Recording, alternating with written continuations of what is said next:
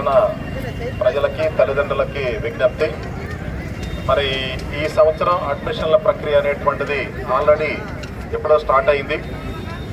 ఇక్కడ ఆసక్తికరమైన విషయం ఏమంటే, జనరల్గా అకాడమిక్ ఇయర్ స్టార్ట్ అయినటువంటి జూన్ 12వ తేదీన అడ్మిషన్లు స్టార్ట్ అవుతాయి.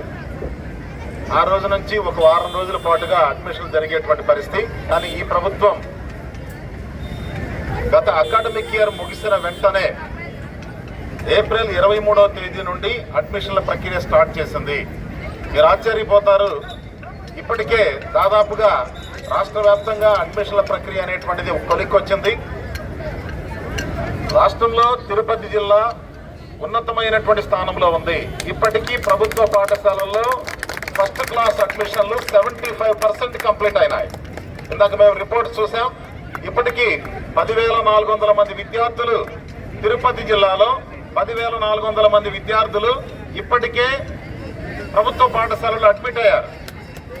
ఇంకొక 25% మాత్రం మిగిలింది. ఇంకా హాలిడేస్ దాదాపుగా మనకి ఇంకా 30 రోజుల హాలిడేస్ ఇంకా మిగిలిన్నాయి. ఈ 30 రోజుల హాలిడేస్లో టార్గెట్ని మించి మనం సాధించాలి. ఇప్పటికీ 75% అడ్మిషన్ల ప్రక్రియ పూర్తయింది. ఇంకా రాబోయేటువంటి రోజుల్లో రిమైనింగ్ 25%ని కూడా కంప్లీట్ చేసుకోవడమే కాకుండా ప్రభుత్వం ఏ టార్గెట్ అయితే ఇచ్చిందో